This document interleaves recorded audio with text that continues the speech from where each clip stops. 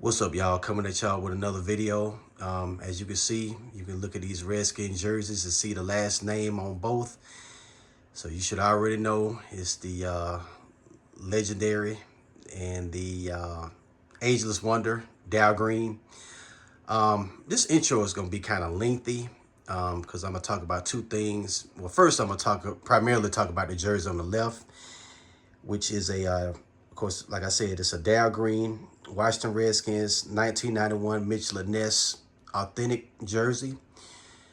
And I'm also going to talk about that 1991 year that it represents, and it represents the 1991 Washington Redskins team who actually won the Super Bowl that particular year. And so I was going to highlight both of those. So anyway, as far as Darrell Green goes, for y'all that don't know, he was one of the NFL's best cornerbacks, and he was arguably the NFL's fastest player ever. I mean, there was nobody on the field that he couldn't catch. And I mean, we all know when he ran down Tony Dorsett back on Monday Night Football. I can't remember what year, but that actually put him on the map because he caught Tony Dorsett from way across the field. I mean, it was just unbelievable. And even to this day, as many times I've seen that clip, I just get amazed. And he also caught Eric Dickerson from behind as well. Both of those were like two of the fastest running backs of their time.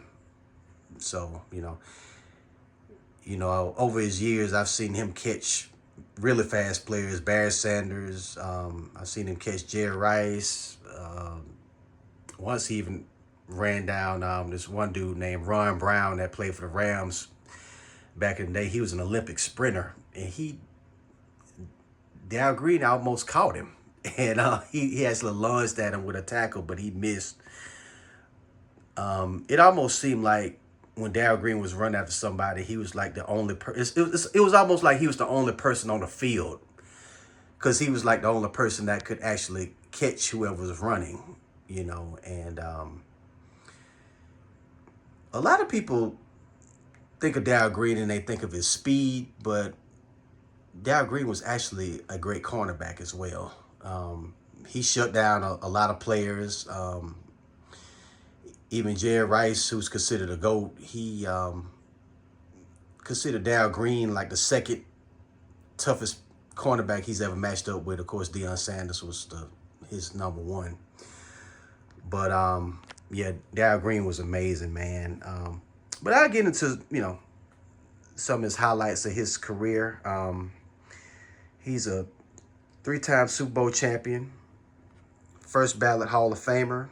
He's a 7-time Pro Bowler, 4-time All-Pro, made a first team All-Pro back in, ironically, 1991. NFL Man of the Year back in 96. He was a 90s All-Decade Team member. NFL 100th Anniversary Team member. Went into the Ring of Fame for the Redskins. He was voted 75th top in 100 players of all time. Played with the Redskins for 20 seasons from 1983 to 2002, which is just insane. And in 19 of those seasons, he actually had a NFL record interception. And he almost had one on his last one, but he caught it and it got knocked out of his arm. So he couldn't. He didn't get an interception at all his last season. But he had 54 interceptions in his whole career, and 621 yards, and he had 6 touchdowns. Won NFL's fastest man 4 times, and he's actually going to have his number retired this year. And they finally announced the game, which will be October 20th against the Panthers, so that's great. But yeah, Darrell Green had an outstanding career. I mean, for him to do the things that he did, I mean, he was, aside for his speed, he was even a great tackler. And mind you, Darrell Green was only 5'8", 184 pounds, and that's probably what passed on. He was probably maybe 180 pounds, and you know, he played in the league when it was really, really physical. So, I mean, what more can you say? And now discussing this 1991 Redskins team. This team was one of the greatest teams to actually win a Super Bowl. In fact, there was an article that came out, I think in 2020, and it was considered the best team to win the Super Bowl. That can be debated. And of course, I'm biased, but I can't really argue with that, honestly. I mean, that team, they were great. I mean, I don't think they get the credit because they didn't have a lot of superstars on that team. In fact, they were boring, I would say. I mean, they didn't have a lot of, they really didn't have anybody that was polarizing. And the only players that was really, really known was, you know, the posse, of course, which consisted of Gary Clark, Art Monk, and Ricky Sanders. And, of course, Darrell Green and Charles Mann and Mark Rippon, and I'd probably say Ernest Biner. But other than that, I mean, there wasn't a lot of household names, but as a unit, that team was great. And I'm going to mention a lot of the highlights of that particular team. So, of course, there was the 1991 Super Bowl champs. They had a 14-2 record. Now, in the postseason, they actually outscored their opponents 102-41, which was the Falcons in the division game, and then the Lions, they beat them like 41-10, I believe. And then, and that was the championship game, and then the Super Bowl, they beat the Bills, I think 37-24 or something like that. But nevertheless, like I said, 102-41, which is crazy. They won their first 11 games. They had 3 shutouts within the first 5 weeks, and they outscored their opponents 102. Of course, that's that magic number again, 102-0. Their opponent's record was 529. They were 6-2 against winning teams. They scored 485 points, which was number 1 in the NFL, and they averaged 30.3 points per game, which is crazy.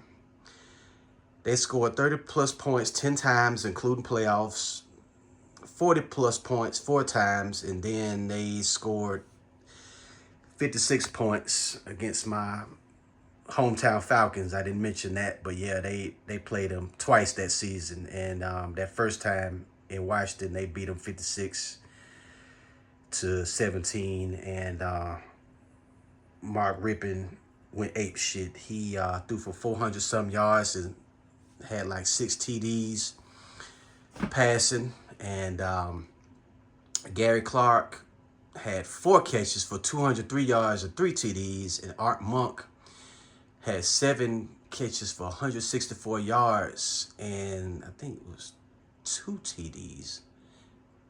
Yes, yeah, two TDs, yeah, as I recall. And they led the NFL with 8.7 yards per pass. And also, the most amazing stat, their quarterbacks only gave up 9 sacks that whole entire year, which is crazy. And Mark Rippon was a starting quarterback. He was only sacked 7 times. So 9 sacks. The offensive line, the Hogs, gave up 9 sacks that whole entire year. That is crazy. And then the defense, they allowed 220 points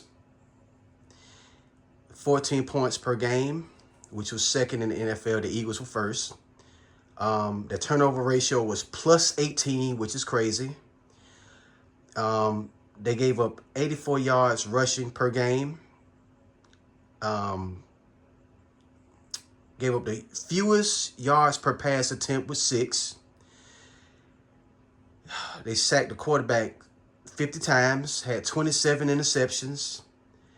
They were top 5 in punt coverage and top 10 in kick coverage. And needless to say, Brian Mitchell, he, of course, he was the punt returner, one of the greatest returners in the NFL history. He led the NFL with 600 return yards, and he scored 2 TDs on punts.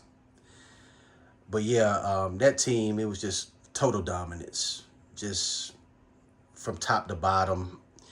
But like I said, they're just underrated because, you know, like I said, they didn't really have anybody that was polarizing. You know, they were just, you know, I hate to say boring, but they didn't have anybody like a, you know, like a Deion Sanders or like Ray Lewis, you know, guys that just had like a personality. They were polarizing. They drew extra attention to the team. You know, this 1991 Redskin team didn't have that.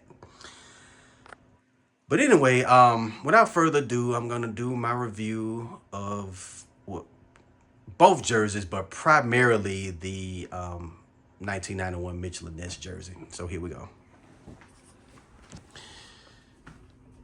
So I'm gonna flip it over.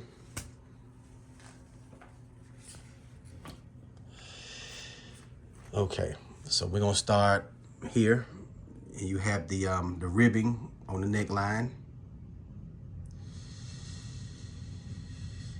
And then you have the NFL shield here. You know, it's very, very bland. You know, it's okay as far as the quality goes. You know, it's nothing really special.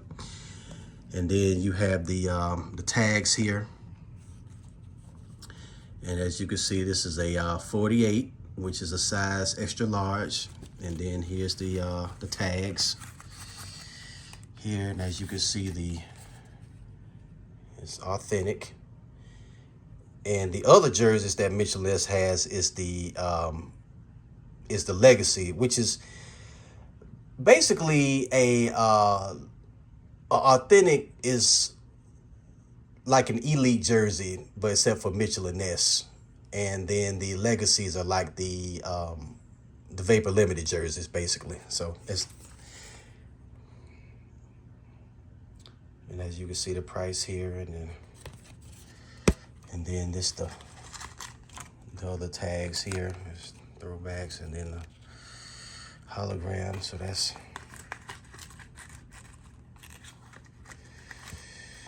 that for that. And as you can see the seam lines here. And this quality of this jersey is just crazy. I mean, just look at this white. Look how it shines. I mean, at certain angles, it even look like it's silver. I mean, it's just very nice. You can see little specks. You know, you see it's like pure snow. I mean, it's nice quality. And as you can see the perforations all the way through. You know, the mesh.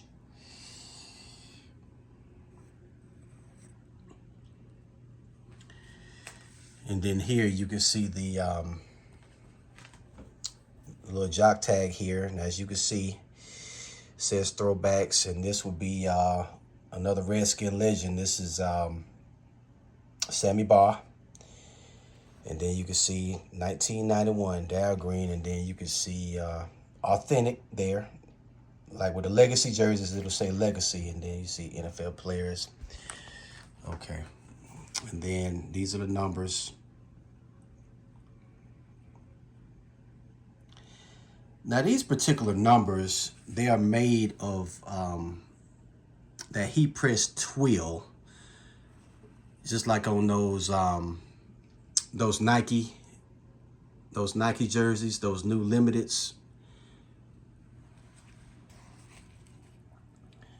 But it's very, very, very good quality. And the thing about the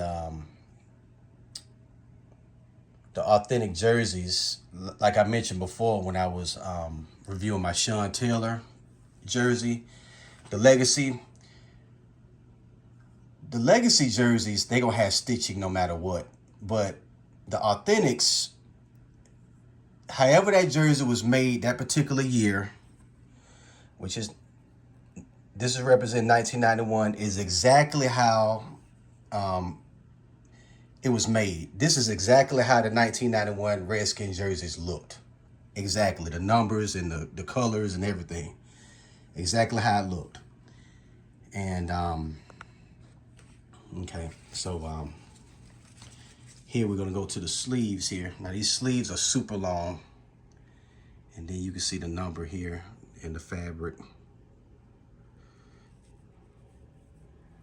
And as you can see, the sleeves, this heat press material, the heat press twill. I'm gonna turn it over and you can see the two.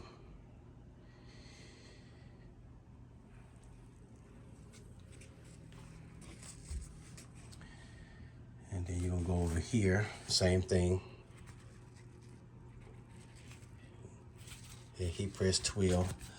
You know, some people don't like it. You know, they always want stitching.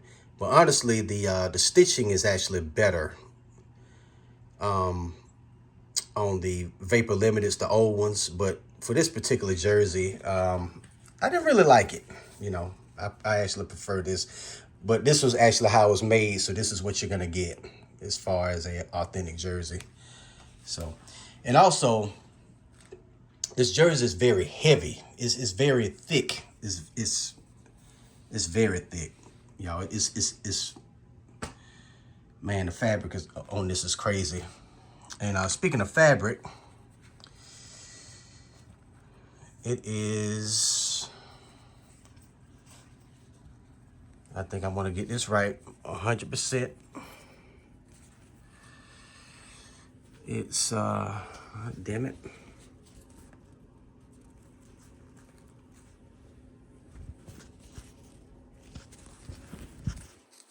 Okay, here we go. It's 100% polyester, 87% nylon, and 12% spandex, with 13% spandex. And you can see the open hems here, and just look at the shine. Now this is the spandex part right here in the middle. And look underneath here. That's where the spandex is. And like I said, it's just very, very nice quality. Just look at that.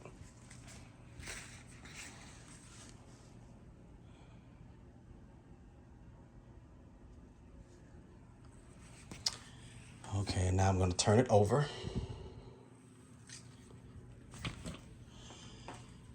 And here again, you see the ribbing, the knitted ribbing on the neckline here. And then you have the nameplate. It's pretty big. And the numbers are very big too, as you see. And then here's green, and as you see this, that heat press twill. It's not that regular heat press. And then we can look at the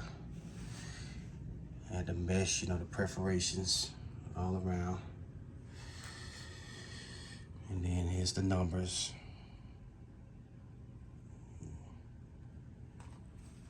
Yeah, this is very good quality, folks. Very, very, very, very good quality.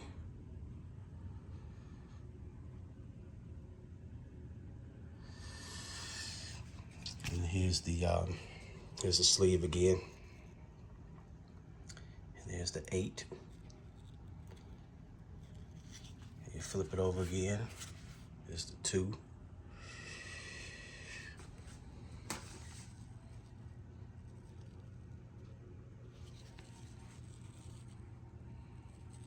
Okay.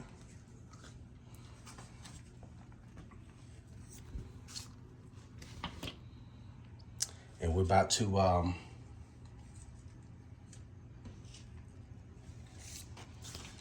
discuss this particular jersey, but not very long.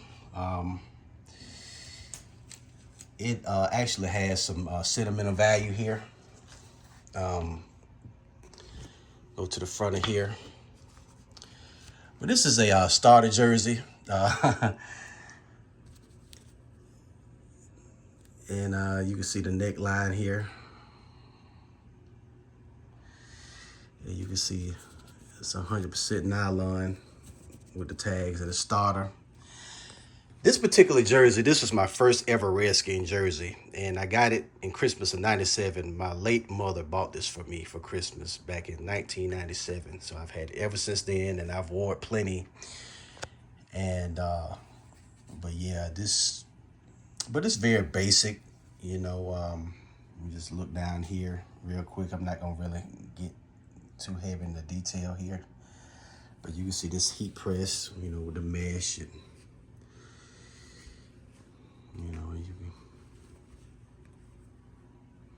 and here's the little Jock Tag, you know, how it was worn back in the day.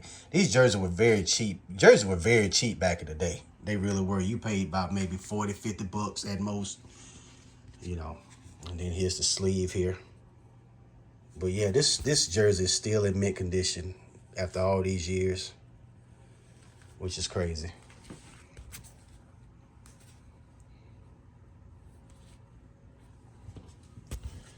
And then of course, and there was sometimes when Darrell Green played, he actually had D green, you know, instead of just green. So it just depended on what year. I can't really keep up with the years where he, you know, had the letter, his first name, first initial, you know, so. But anyway, that'll conclude this review on these two jerseys. Like I said, these authentic jerseys, very, very top-notch quality. And like I said, if you want stitching, you probably are going to have to get a legacy. It just depends on who your favorite team actually is and what year that's being represented. Because certain years, certain teams didn't have stitching on their jerseys when it comes to authentics. So, you know. But anyway, that's enough of my rambling. And like I said, this is a review of the 1991 Washington Redskins 1991 Michelin Ness Authentic. See ya.